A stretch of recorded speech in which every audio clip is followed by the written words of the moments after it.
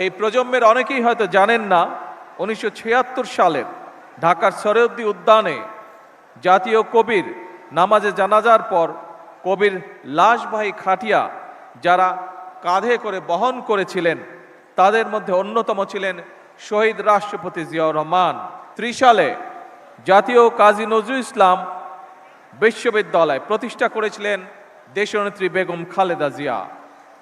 এভাবে জাতির কবির প্রতি সর্বোচ্চ শ্রদ্ধা এবং সম্মান প্রদর্শনের মাধ্যমে প্রমাণিত হয়েছে কাউকে সম্মান জানালে নিজের সম্মান নষ্ট হয় না। জাতীয় কবির অমর স্মৃতি বিজড়িত 30 সালে জাতীয় পর্যায়ে নজরুল জয়ন্তী উদযাপন হয়নি। প্রায় 2 দশক পর আজ পুনরায় রাষ্ট্রীয়ভাবে জাতীয় কবির জন্ম জয়ন্তী আয়োজন করতে পেরে সরকার গৌরব বোধ করছে। এই অনুষ্ঠানে অনেকেই হয়তো, যারা মুরব্বী আছেন অনেকে হয়তো একটি নামের সাথে পরিচিত। আমি এইরকম একজন মানুষকে গভীর কৃতজ্ঞতায় স্মরণ করতে চাই। তিনি ছিলেন মরহুম দারোগা রফিজুল্লাহ। এই মানুষটি 2014 সালে কবি নজরুল ইসলামকে 30 সালের কাজীর শিমলা গ্রামে নিজ বাড়িতে এনে আশ্রয় দিয়েছিলেন। উপস্থিত সুধীবৃন্দ, আমাদের জাতির শ্রেষ্ঠ সন্তানদের যদি আমরা গভীর শ্রদ্ধায় স্মরণ কিংবা বরণ করতে না পারি, এটি তাদের নয় বরং জাতি হিসাবে আমাদেরই দৈন্যতা প্রকাশ পায়।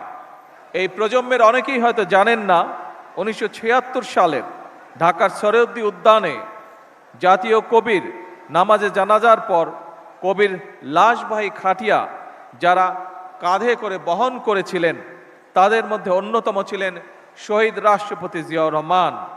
1979 সালের 25শে মে জাতীয় কবির জন্ম জয়ন্তী উপলক্ষে ঢাকার ফার্মগেট থেকে ঢাকা বিশ্ববিদ্যালয় কবির মাজার পর্যন্ত অনুষ্ঠিত একটি র্যালিতেও অংশ নিয়েছিলেন শহীদ রাষ্ট্রপতি জিয়াউর রহমান।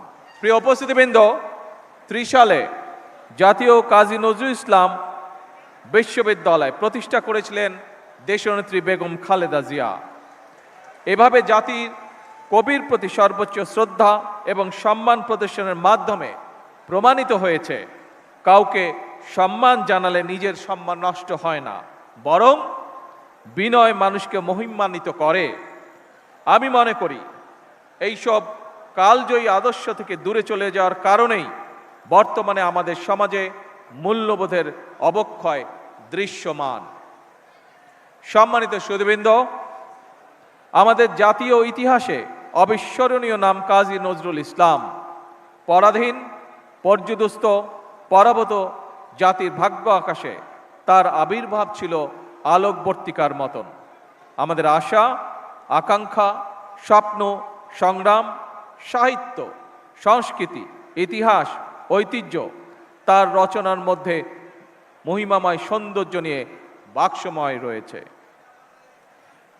বিপ্লব, বিদ্রোহ কিংবা রণসঙ্গীত, ইসলামী তাহবিজ, তমুদ্দন কিংবা ইসলামী মূল্যবোধের গান অথবা ভজন, কীর্তন কিংবা শ্যামা সঙ্গীত, প্রেম প্রকৃতি কিংবা মানবিক মূল্যবোধ, কৈশোরের আনন্দ কিংবা যৌবনের উন্মাদনা, প্রতিটি ক্ষেত্রেই নজরুল ইসলাম আমাদের শুদ্ধ প্রকাশ।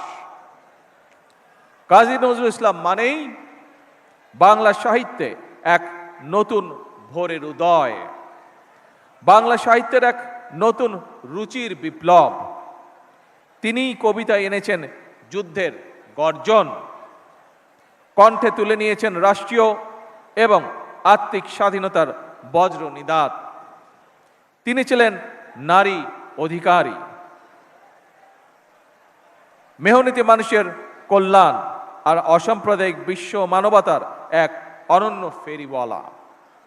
এই মহাকবি বাংলাদেশের অবমান কালের সংস্কৃতির চিরযৌবনের প্রতীক। আমাদের হৃদয় জাগরুক হয়ে আছেন, ইনশাল্লাহ থাকবেন। সকল সম্মানিত উপস্থিতিবৃন্দ, দীর্ঘদিনের ফ্যাসিবাদী শাসন শুধুমাত্র দেশের মানুষের অধিকার আর দেশের অর্থ সম্পত্তি লুট করেনি, বিচার বিভাগ সহ দেশের সমস্ত প্রতিষ্ঠানগুলোকে ধ্বংস করে দিয়েছে। সবচেয়ে যেটি বড় ক্ষতি হয়েছে, বিশেষ করে বিতাড়িত ফ্যাসিবাদের সময় মানবতা, মানবিকতা এবং দেশের আবহমানকালের ধর্মীয় সামাজিক মূল্যবোধগুলোকে একেবারেই বিনষ্ট করে দেওয়া হয়েছে।